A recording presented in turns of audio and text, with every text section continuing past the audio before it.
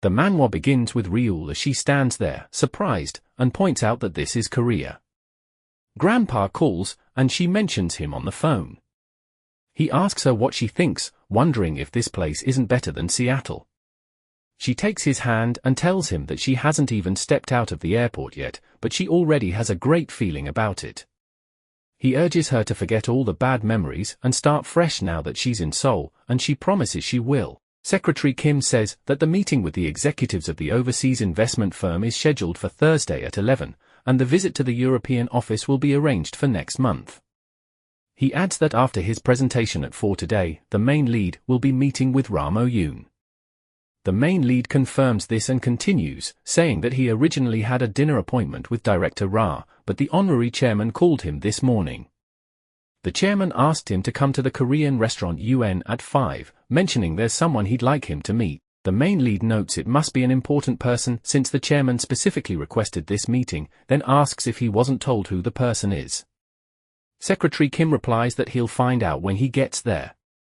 This frustrates the main lead, who mutters that the honorary chairman always gets his way.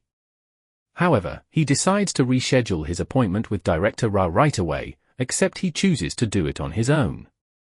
Guess the honorary chairman doesn't always leave room for other plans. Ra Mo-yoon receives a call from Lee Woogeon, and she picks it up, saying she was just about to call him. She then asks how he's holding up, wondering how he's feeling as the vice president of Korea Electronics, about to give his first big presentation. She teasingly imagines how his name would sound with the vice president's title attached to it. Woogeon asks her if she thinks he's nervous, and she replies that he's not the type to be playful, then wonders why he's calling her. Woogeon explains that something unexpected came up today, and he needs to push their dinner to a later time. Ra Mo-yoon questions if he isn't too busy and jokingly asks if he's already aiming for the CEO position only because of someone's orders. She quickly guesses it's the honorary chairman and adds that it can't be helped. Woogeon reassures her that he'll get there as soon as he can, telling her to go ahead and have dinner without him. Ra Mo-yoon accepts and wishes him good luck on his presentation. Woogeon thanks her and tells her he'll see her later. He ends the call and, as he thinks to himself, he grumbles about the old man being as irritating as ever, always pulling this on him on important days when he needs to be somewhere else. Meanwhile, Woogeon is giving his speech, stating that he will be introducing their vision at Korea Electronics for the future of everyday living spaces, showcasing their transparent OLED solutions. He continues, explaining that they have mastered the essence of image quality with their proprietary technology and that they're always evolving to meet the future. He tells the audience to look forward to how Korea Electronics will bring change to society. After finishing, he thanks them, and the crowd bursts into applause. Two men in the audience discuss the speech, one mentioning that a notable figure has just taken the stage. The other man says that Woogeon is more than suitable to be the next chairman, adding that he has already successfully completed several projects, despite his young age. The first man responds that it's like seeing honorary chairman Lee Jong-hak in his youth. They then talk about the rumors claiming that the two men are on bad terms, but both agree that it's hard to deny the familiar connection they share. It seems like even with all the rumors, there's something unspoken between them that can't be ignored. The reception had already been exceptionally positive, and he asked if the car had been prepared. The assistant replied that it should be ready to go. Then, he noticed Director Ra's necklace and offered to retrieve it for him, as they needed to head to the restaurant immediately. However, Director Ra declined and said they should stick to their original schedule. The assistant pointed out there wouldn't be enough time, but Director Ra understood. He wondered aloud why he should be in a hurry, commenting that it was already a hassle just trying to keep up with all of his antics. At the restaurant, Ra Mo-yoon tells the waiter she didn't order what he brought, but the waiter informs her that the gentleman over there bought it for her.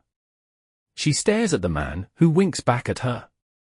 In the car, Woogeon shows the main lead the necklace he had reserved, saying he picked out a brand that is especially popular among women. He tells him to hold on to it for him, but the main lead asks if he's sure he doesn't want to take a look at it first. Woogeon assures him that he's chosen a decent piece. It's a present for their one-year anniversary, and Woogeon recalls the time he had asked him if he should get a present for Director Ra for their anniversary. The main lead had questioned if it was necessary, and Woogeon had offered to prepare it for him if it was too much trouble. Of course, Woogeon accepted. It wasn't part of their contract, though. Woogeon silently wished the old man hadn't added another thing to his schedule without consulting him first. Checking his wristwatch, Woogeon noted that it seemed like he would be at least 30 minutes late. He turned to Mr. Joe and told him to drive as fast as he could, and Mr. Joe nodded in understanding. They arrived at the venue, and Woogeon asked which room it was. Mr. Joe showed him the way and informed him that he would be waiting there with Mr. Joe. Looks like the night was going to be a bit more eventful than expected. He notes that it's like he has a sixth sense when he sees the call from the honorary chairman. He picks up the phone and says, "Yes, this is he." The chairman immediately tells him he heard he hasn't arrived yet. He responds that he just did. The chairman reminds him that he told him not to be late and that he even planned the timing of his presentation to ensure he would arrive right on time. He explains that he had something to take care of. As a man at the gate bows to welcome him and offers to show him to his room, the chairman insists he should head inside already and that he shouldn't be late for his first meeting with the special guest. He remarks that the chairman didn't tell him who the guest is. When he spots a pair of women's shoes, he immediately questions who on earth the guest might be. The chairman asks him who he thinks it is. He hesitates and then responds, "It's your future wife?" The chairman remains silent for a moment before asking if he's having trouble hearing, confirming that she is indeed the person he will be marrying.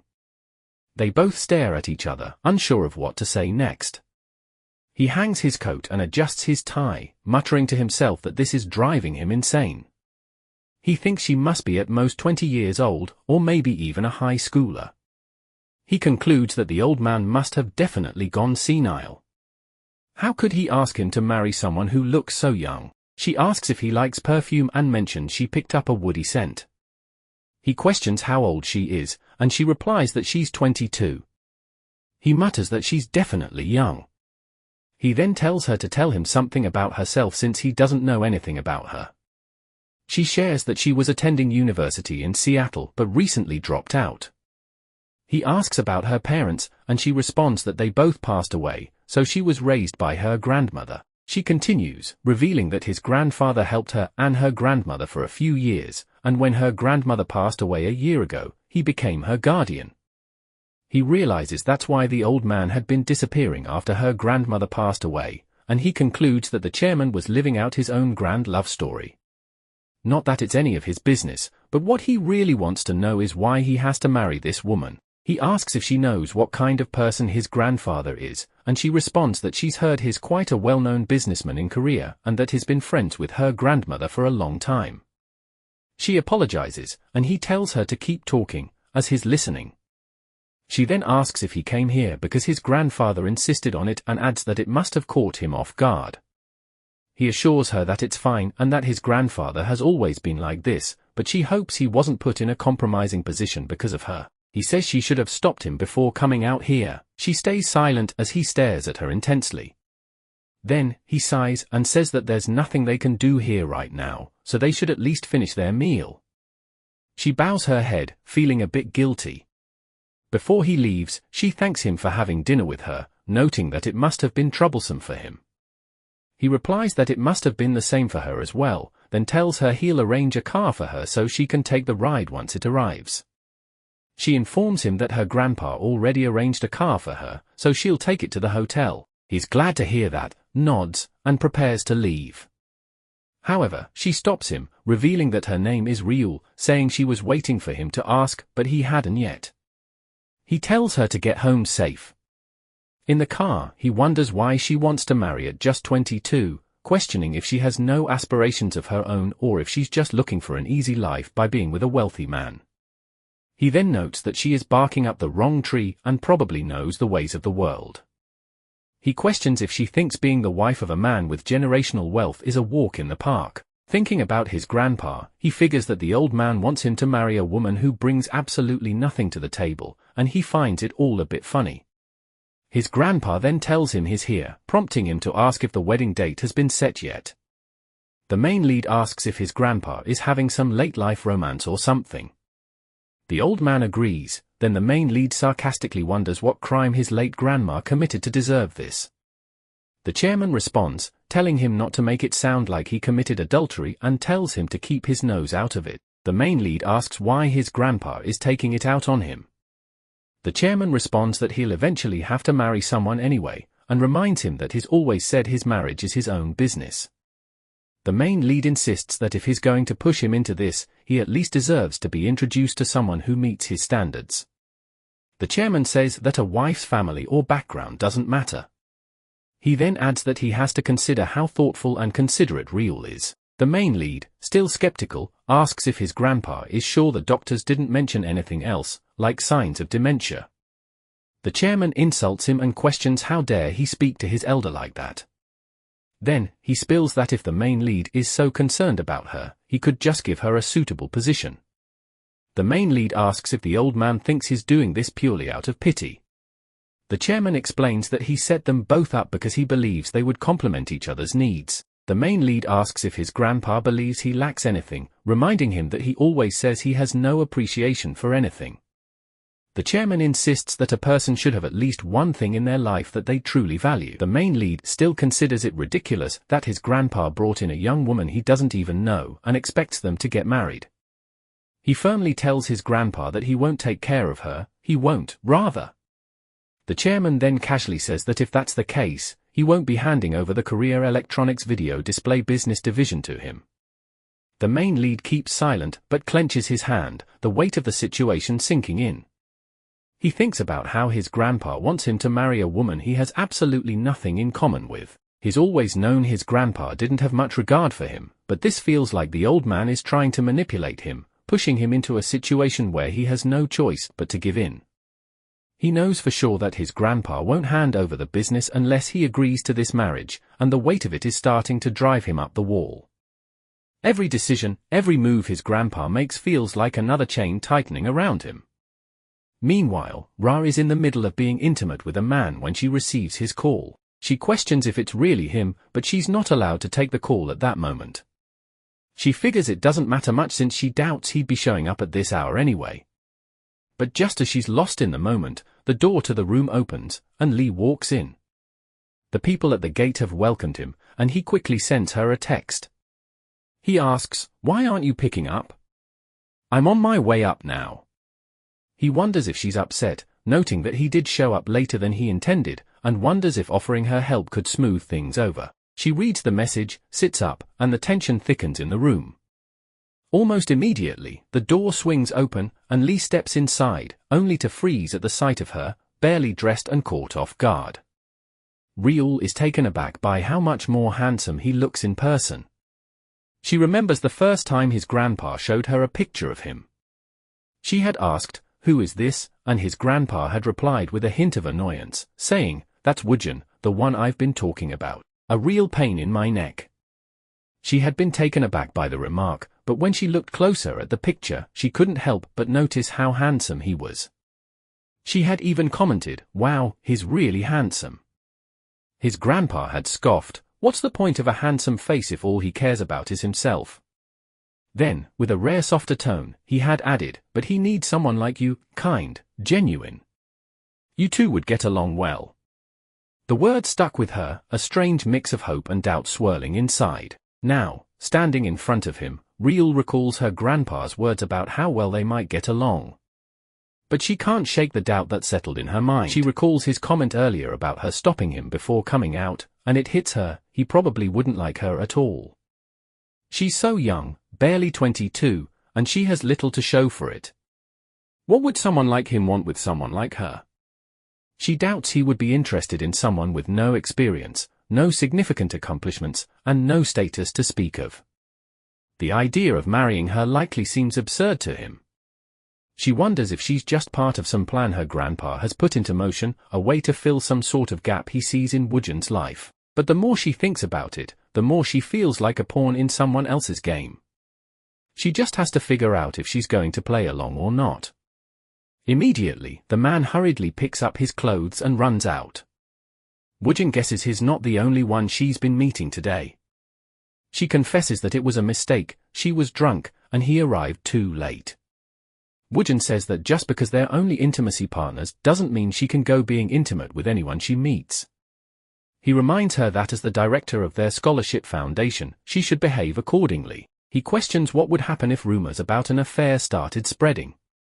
She asks if that's what he's angry about, of all things. Woogeon snaps back, questioning what else there is to be angry about.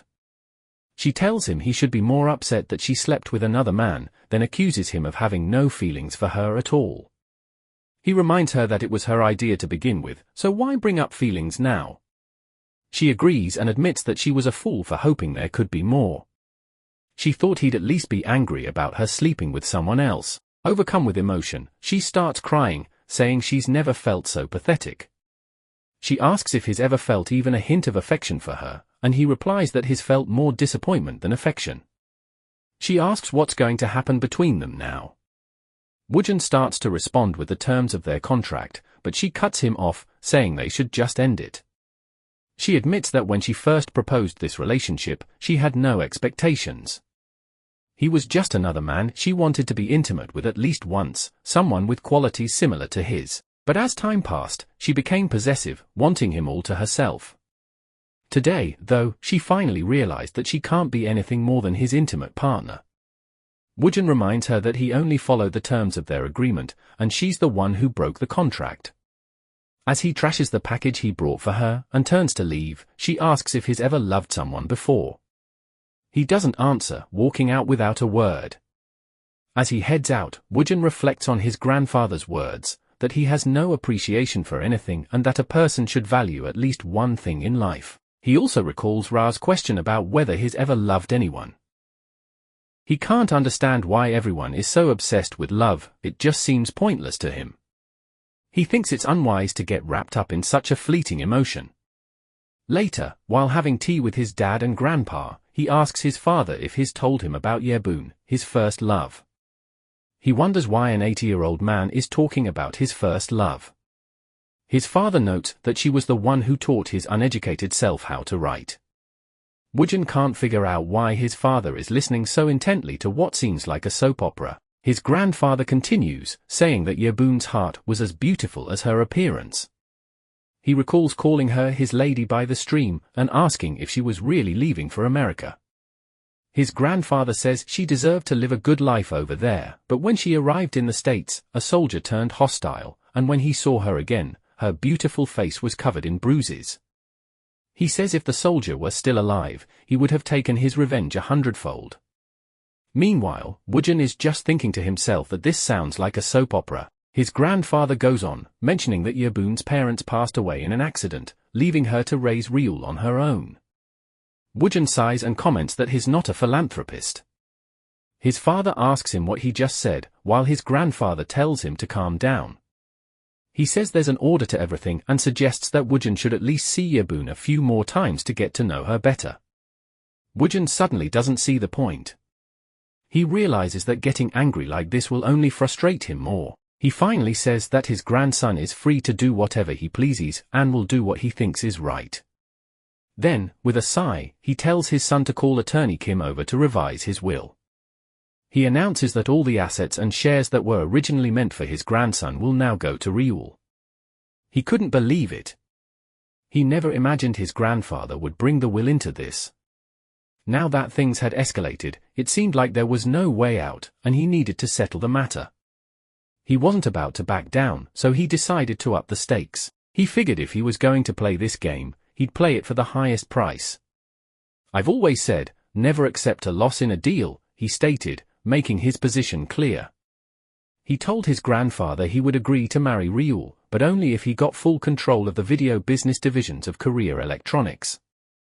His grandfather was stunned, asking if he really thought marriage was just a business transaction.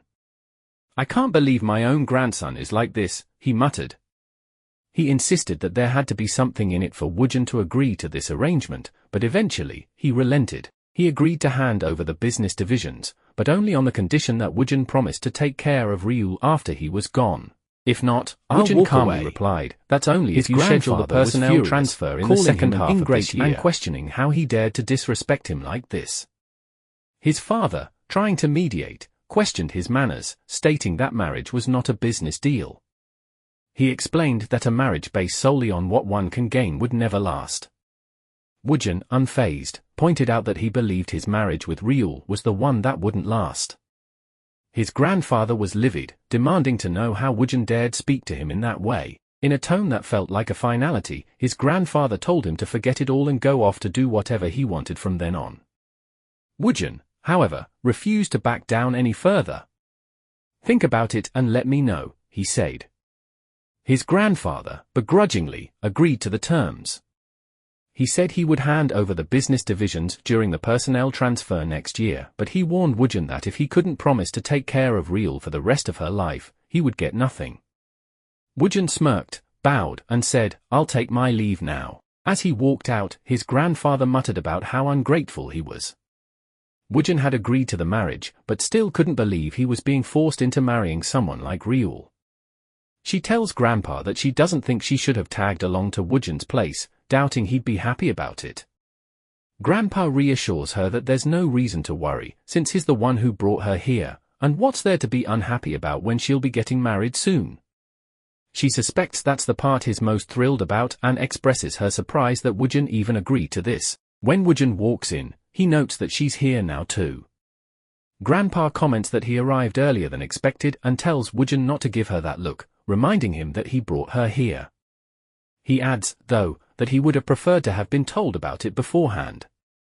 Then Grandpa gets to the point, saying they need to set a date for the wedding.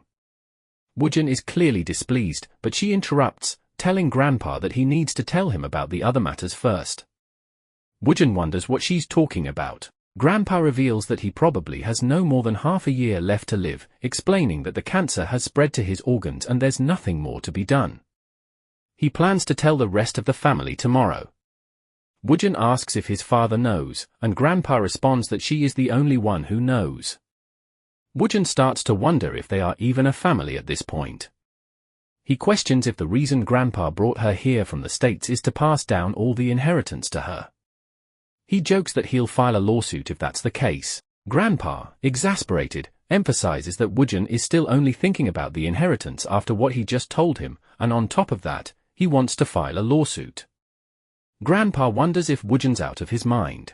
He points out that Woogeon isn't just refusing to protect the girl, who'll have no one after he's gone, but he wants to sue her too. He advises Woogeon to focus on how they both can build a future together, but Woogeon seems fixated on fighting for a bigger share, like everyone else.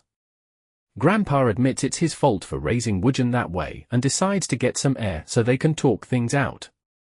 As Grandpa walks away, she calls Woogeon to apologize, saying she wasn't aware of the inheritance issue and thought the marriage details had already been settled. She apologizes again. Woogeon, a bit confused, asks why she's apologizing. He adds that not even he can get through the old man's stubbornness. She asks if he's eaten, and he responds that it's none of her concern. She informs him that she's heard he tends to skip meals. He tells her she should be more concerned about herself, considering she came all the way here for a marriage with nothing to show for it. She exclaims and apologizes, just in case she overstepped. She says she just wanted to. He cuts her off, telling her she's the one who deserves the most pity in this situation. Ra curses Woogeon as she thinks about him. She remembers the moment she suggested they become intimate partners, explaining that they would only satisfy each other's physical needs. She notes that he's the type of person who doesn't care for others and is picky when it comes to who he dates. She thought she met his standards in terms of her background and appearance. Ra despises getting caught up in complicated situations and wonders what he's really thinking. He agrees to her proposal, and she suggests they raise a glass to commemorate the day. Now, looking back, she feels embarrassed, realizing she's just become another one of many girls. He informs the family that the doctors told him he has about 6 months left to live. One of his sons asks what will happen to the assets, while another wonders who the girl is and refuses to believe what's on his mind. The first son, already anxious about Woogeon, expresses his concern. The second son refuses to believe the girl could be his hidden daughter. There are murmurs among the family as they question who she is. If she starts meddling with the assets, they won't just sit back and watch. They discuss how she's not part of the family and wonder why she's even here. Ra expected this type of reaction, but it still makes her uneasy. However, Woogeon reassures them, saying there's no need to worry. She won't affect the family's business because she's his responsibility and his alone. He asks for confirmation, but he remains silent. Woogeon tells them not to hold any ancestral rites for him after he's gone, questioning if they really believe the business will run itself because of a simple day of remembrance, and wonders if he thinks that just because he has success requires constant vigilance and effort. Half his brain cells questions if he's sure he doesn't have any signs of dementia, questioning how he can speak to his son this way in front of a stranger. Unbothered, he says he can't believe this is his son and informs them that Rieul's share is already set aside, so they don't need to worry. He tells them not to make things difficult for her, as she's been more of a daughter to him than any of them. He dismisses them, saying he's had enough, and orders Woogeon and Rieul to come with him. One of his sons questions what this means and why some kids they don't even know are getting a share without consulting them first. Another asks Woogeon to explain how this happened, but Woogeon tells him not to be like that and suggests he should ask his father directly. Woogeon considers it a slap in the face. Rieul says she'll excuse herself, but one of the sons insists that she explain the situation first. Woogeon finds it a nuisance, thinking he has enough on his plate already. He stands up and immediately asks if his grandpa is okay. He asks what's going on as Rieul calls out to him while he lies unconscious. His eyes flutter open, and he mutters her name. She asks how he's feeling. One of his daughters asks if he's serious right now and why he called for this stranger before any of them. He questions if that's all she has to say after seeing her father come back to life, and she explains they were just confused and upset. He tells her the excuses are enough, then asks if any of them bothered to check on how he was doing. He instructs them all to leave because he's tired. They question who she thinks she is, acting like his caretaker. One of them suggests they have a private talk with her later, while another states they don't even know where she came from and calls her sly, acting innocent. Woogeon tells her to mind her words because she's talking about his future wife. She can't believe he's already taking her side, and when she hears his calling her his future wife, he says he doubts anyone here cares for their grandfather as much as she does. He adds that they're all just fixated on the inheritance. His other aunt calls him out, asking where he learned to speak to his elders like that. Woogeon finds it ridiculous and tells her to know her place because, when it comes to Yeon's family registry, she's far below him. This makes her upset, and his father tells him it's enough. Woogeon wonders why it seems like life keeps throwing him more headaches. He asks if she still remembers the rainy Christmas day in Seattle. She confirms and says they should go back to experience it again. He notes that Yeon loved both the snow and the rain, just like a girl full of childlike innocence. She agrees, remembering how Yeon would sit on the windowsill all day. She wonders what will become of her if Grandpa leaves her too. She doesn't want to be alone again. The ABS News reports that Honorary Chairman Lee Woogeon of Korea Electronics has been in declining health. Diagnosed with terminal lung cancer in July, he has since returned from Seattle. The news highlights his reputation as a self-made entrepreneur, having funded major corporations in electronics, retail, and chemicals with global influence. The doctor informs his children that he has some difficult news to share. He tells them that there isn't much time left and encourages them to begin preparing for the possibility that he may not recover. Woogeon tells Rieul to go rest, assuring her that he will stay by Grandpa's side. He adds that she'll faint if she keeps going like this, as he's pretty sure she's been awake for days. She admits she'd rather faint than keep feeling like this. He observes that she's caring for him with more sincerity than any of his paternal family members, and wonders if that's why he's so fond of her. Grandpa mutters her name, and she replies, "I'm right here." He calls her name again, and she asks if he's feeling unwell and if she should call the doctor. He tells her he just had a dream about Yeon before she left for the States. He calls her "my lady" and asks her to take him with her. She tells him not to cry and promises she will come back for him. They pinky swear, and she tells him to take care of himself even when it gets tough. He mentions that she told him it isn't his time yet, and she responds with relief, thanking her grandma. The next morning, at the Central Hospital, she remarks that the weather is amazing. He replies that fall must be approaching and asks if it's her favorite season. She thinks fall in Korea will be beautiful too and wonders if they should take a walk later, but he thinks it might be too much for her. She insists that she's stronger than she looks, and he laughs. Woogeon is walking with Secretary Kim. He mentions that it's a relief the honorary chairman is doing better, possibly because his fiancée stayed by his side, admitting she seems like a great person. He adds that it's hard to find such dedication, even among family. Kim asks if Woogeon is referring to his own family, and Woogeon clarifies that it's not his intention. He notes that they've only known her for a short time, so how can he be so sure she's a great person? Kim knocks on the door, and Rieul invites them in. Kim greets the honorary chairman, who responds that it's been a while. He turns to Rieul and asks if she's Woogeon's fiancée, then introduces himself as Kim Hyonu, Woogeon's secretary. She introduces herself, and they exchange pleasantries. Kim asks how Grandpa is feeling, and Grandpa says he's doing great, thanks to Rieul. Grandpa then suggests that Woogeon take her out to eat while he's there. Woogeon insists she's already done more than enough, but Rieul says she's fine. She hesitates, Grandpa urges her to go on more dates with Woogeon so they can grow closer already and do well it, on their own. Tells her they'll go, gone, and Grandpa assures her that Kim will keep him company. She agrees and thanks them both. Grandpa warns Woogeon not to take her anywhere too shabby. Woogeon reassures him, mentally noting that being sick hasn't softened Grandpa's temper. She suggests something light, and Grandpa asks if he knows the steak place. Woogeon confirms, and they leave. Grandpa asks Kim if Woogeon has said anything about Rieul, and Kim responds that he hasn't, but hums thoughtfully. He adds that soon Woogeon will be so head over heels that he'll lose all sense of reason. She tells him she'll be fine with anything, that it doesn't have to be fancy. She adds that she's sure he's busy and doesn't want to be a bother.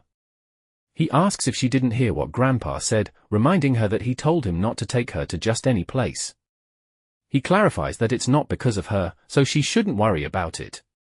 She realizes she overreacted, while he notes to himself that she tends to get disheartened and withdrawn over the smallest things. She also has a lot of exasperating qualities.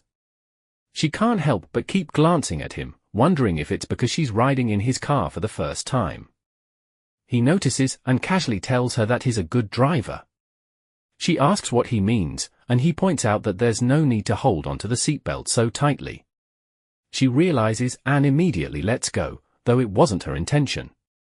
Her heart races, and she wonders why she can't calm herself down, noting that it feels like her heartbeat could be heard outside.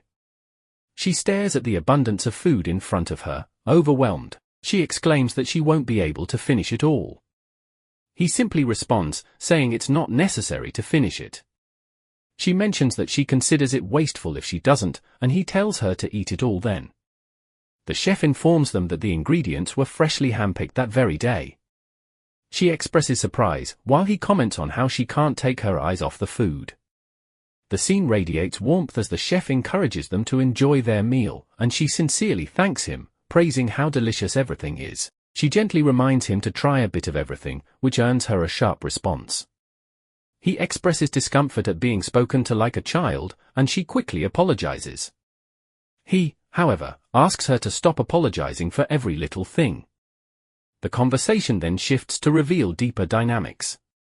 She points out his dislike for many things, and he admits that he's simply particular. An uneasy silence follows, leaving her to wonder if he expects her to remain quiet. Then came a surprising question, whether she was seeing anyone else. It was unexpected, and she was visibly confused, unsure why such a thing would be asked. He clarified that it didn't matter if she was seeing someone now, but once they were married, it would no longer be appropriate.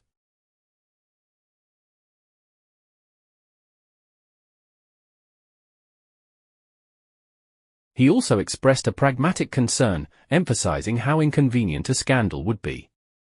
Then he revealed that he was considering a divorce once his grandfather passed away. He noticed her expression and wondered why this outcome didn't seem better to her. After all, the marriage wasn't one she had chosen, though it wouldn't be a loss for him either. She noted that he was quite honest, though it wasn't comforting. She then offered him some space, saying she would be nearby, but he moved to leave, insisting that there was no need. As they parted ways, his phone buzzed in his pocket, the name Honorary Chairman flashing on the screen. He sighed and answered. The chairman immediately asked if he had bought her a decent meal, noting that she had been shocked at the amount of food, yet somehow managed to finish it all without leaving a single bite. For a moment, he even thought she might take a bite out of the plate itself. She froze, wondering if he was talking about her. Grandpa chuckled on the other end, calling him a stingy brat and doubting she could eat that much. Her jaw dropped as she realized it was definitely about her. He shrugged, unapologetic, and joked that he might have to hunt a cow next time, which earned him a sharp glare as she muttered that she didn't eat that much. The conversation shifted when the chairman demanded to speak to Rieul. He handed the phone over, and she answered reluctantly, nodding as the chairman relayed his instructions. He noted that she had looked completely disheartened the entire time, but now she didn't seem so. But he guessed she did know how to laugh. When the call ended, she apologized for taking so long. He revealed that he had thought she'd be on the phone for another 2 hours.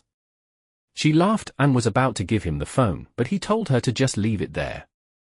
Another call buzzed on his phone, the name Ra Mo-yoon lighting up the screen. He stared at it but didn't pick up. She noticed and asked if he was sure he didn't need to answer, but he insisted it was fine. When she started to suggest it was because of her, he cut her off firmly. He asks if Grandpa has already decided to discharge himself. She's curious about how he knows, and he mentions that he overheard their conversation. He adds that it would have been strange not to notice, recalling the moment. She explains that the attending physician and medical staff will be staying at Yeonwon, so Grandpa wants her to stay at the family house too. She adds that he suggests she stay with him in his room.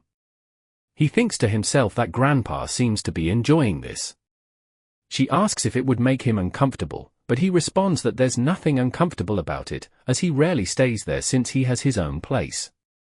He tells her to feel free to stay in his room, and she agrees, letting the conversation trail off. His phone buzzes with a missed call, and he wonders if it could be Ra Mo-yoon. As he takes his bath, he wonders if she has any experience, but then dismisses the thought, deciding she isn't that innocent. When he comes out, he finds her asleep on the couch and wonders why. He stares at her, noting that she looks defenseless, yet high maintenance. The thought crosses his mind that living with her might be exhausting, and he sighs as he gently carries her to the bedroom. He tries to recall the fragrance she wore, admitting that it's unfamiliar to him. It doesn't smell artificial, just new. He wonders if she always smells like this. He picks up the phone and sees that it's Ra Mo-yoon calling. He groans and asks why she's calling at this hour. She wants to meet up to talk in person. He reminds her that they're done, then asks what she wants. She tells him that she's nearby and will wait until he comes out. He wonders if she's always this clingy and tells her to give him a moment as he steps out. She runs to hug him, telling him she missed him, but he notes to himself that she reeks of alcohol. She pleads with him, saying that he knows there's no one else like her, but he pulls her away and tells her it's too late, as he's about to get married soon. She can't believe it, and he explains that it's the old man's order, and she knows how he is. She thinks it's all happening too suddenly, questioning who this woman is and which group she belongs to. He explains that she's just an ordinary woman, and not only that, but she has nothing to her name. She angrily denies this, saying there's no way he, of all people, would agree to marry someone like that. He informs her that the assets are being handed over to her as a result. He explains that it's a business strategy with no downside for him, and even if it were a lie, he questions what it has to do with her. However, he tells her not to show up unannounced again, as it will only put both of them in a difficult position. As he walks in, he meets Rieul and asks if she's awake. She responds that she was thirsty and then asks if he went out for a bit. He tells her he went out for a walk and advises her to sleep inside when she's done. She admits she fell asleep in the study, just looking around. He tells her it's all right and mentions that he's tired, so he will head to bed first. As he walks past her, she catches the scent of a woman's perfume on his shirt. Ensure to drop a comment below if you want to see a part 2. See you next time.